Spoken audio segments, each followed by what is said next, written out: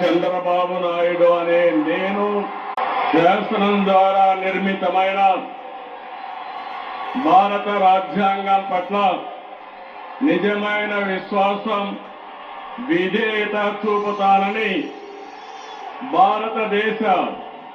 సార్వభౌమాధికారాన్ని సమగ్రతను కాపాడుతానని ఆంధ్రప్రదేశ్ రాష్ట్ర ముఖ్యమంత్రిగా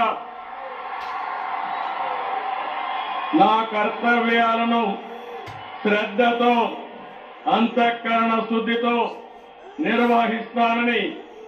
భయం గాని పక్షపాతం గాని రాగద్వేషాలు గాని లేకుండా రాజ్యాంగాన్ని శాసనాలను అనుసరించి